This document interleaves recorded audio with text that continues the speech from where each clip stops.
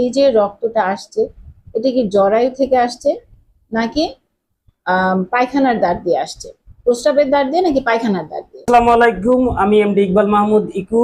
তো প্রতিনিয়ত আমি গবাদি পশুর ভিডিওগুলো আপনাদের সম্মুখে প্রেজেন্ট করে থাকি। তো আমাদের আজকে গুরুত্বপূর্ণ যে বিষয়গুলো নিয়ে আমরা কথা বলবো, আমরা এখন উপস্থিত হয়েছি ফিরিওজেনোলজিস্ট ডক্টর মোসাম্মদ নাজমুন নাহার ম্যাডাম, দুগ্ধ উন্নয়ন খামার, রাজাবাড়িহাট, রাজশাহী। তো আমরা কথা না বাড়িয়ে আমার ম্যাডামের কাছে চলে যাব এখন আমরা সরাসরি। ম্যাডাম, যেটা বহুল আলোচিত যে আমরা গরুতে বীজ দেওয়ার পরে একদিন বা দুদিন পরে গরু থেকে জরায়ু থেকে রক্ত আসে।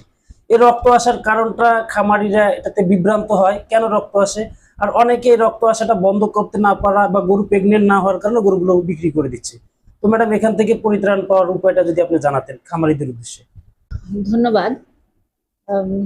আপনি আজকে যে বিষয়টা নিয়ে আলোচনা করতে চাচ্ছেন বা শুনতে চাচ্ছেন, বিষয়টা আসলে অত্যন্ত সময় উপযোগী। কারণ এই সময় যখন আমরা একটা খামার স্থাপনের মাধ্যমে লাভজনক একটা ব্যবসায় পা দিতে চাচ্ছি বা সফল খামারি হিসেবে নিজেকে প্রতিষ্ঠিত করতে যাচ্ছি, সে সময় আমি গাভী লালন পালন করে সেখানে যদি দেখি যে আমার গাভীটা প্রতি বছর একটা করে বাচ্চা দিচ্ছে না বা গাভীর প্রোডাকশন কমে যাচ্ছে, সেক্ষেত্রে এটা খামারের জন্য অবশ্যই খুবই হতাশার একটা কারণ হয়ে দাঁড়াবে। আর যে বিষয়টা বলছেন যে বীজ দেওয়ার পরে জরায়ু থেকে রক্ত আসা, এটা বিভিন্ন কারণে হতে পারে। তবে সবার আগে আমাদেরকে বুঝতে হবে যে এই যে রক্তটা আসছে এটা কি জরায়ু থেকে আসছে নাকি পায়খানার দ্বার দিয়ে আসছে, প্রস্রাবের দ্বার দিয়ে নাকি পায়খানার দ্বার দিয়ে। যেহেতু দুইটা ওপেনিং খুব কাছাকাছি থাকে গাভী বা বকনার ক্ষেত্রে, সেজন্য এটা খামারিদের প্রথমে জানাতে হবে। কারণ যদি পায়খানার দ্বার দিয়ে আসে সেক্ষেত্রে দেখা যায় যে এটা রাফ হ্যান্ডলিং এর কারণে হতে পারে, সেখানে কোনো ক্ষত সৃষ্টি হলে হতে পারে। আবার যদি প্রস্রাবের দ্বার দিয়ে বা জরায়ু থেকে রক্ত আসা যেটা বলছেন সেটা যদি হয়ে থাকে, সেক্ষেত্রেও রাফ হ্যান্ডলিং একটা কারণ হতে পারে।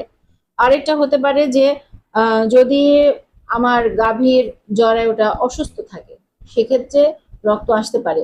তবে সে যে রক্তটা আসছে দেখা যাচ্ছে যে একদম তাজা রক্ত আসছে বা কালশিটে ভাব, একটা খারাপ গন্ধ আছে, রক্তের সাথে পুজ মিশ্রিত আছে, এই অনেকগুলো বিষয় আসলে এখানে জড়িত।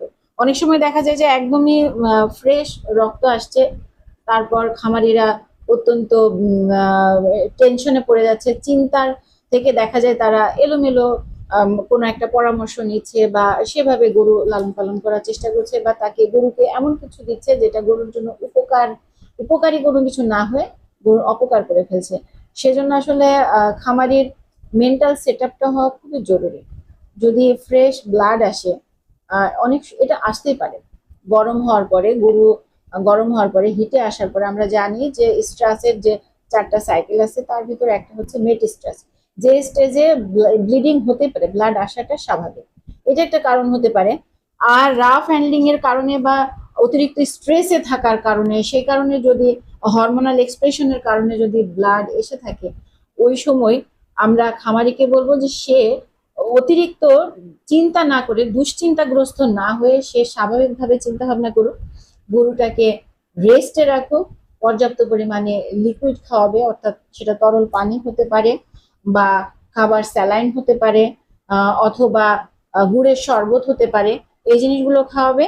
সাথে সাথে কিছু মাল্টিভিটামিন আছে সেই প্রিপারেশন গুলো, যে প্রোটিন প্রিপারেশন, সাথে আরো কিছু ভিটামিন মিনারেল যুক্ত আছে, এগুলো খাওয়াবে। এবং সবচেয়ে জরুরি যেটা, সেটা হচ্ছে গরুটাকে রেস্টে রাখতে হবে। এ পর্যায়ে দেখা যায় যে ভালো রেসপন্স পাওয়া যায়।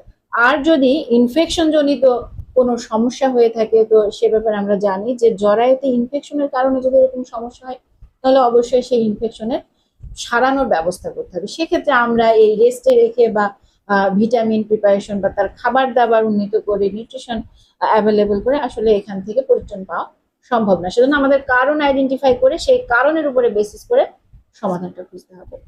ধন্যবাদ। তো ম্যাডাম অনেক গুরুত্বপূর্ণ তথ্য দিয়েছেন। এই ম্যাডামের তথ্যটি আপনারা ফলো, লাইক, কমেন্ট, শেয়ার করে পৌঁছে দিবেন প্রতিটি খামারির তরে।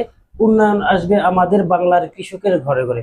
ভালো থাকবেন, সুস্থ থাকবেন। আজকের মতো এখানেই, আল্লাহ হাফেজ।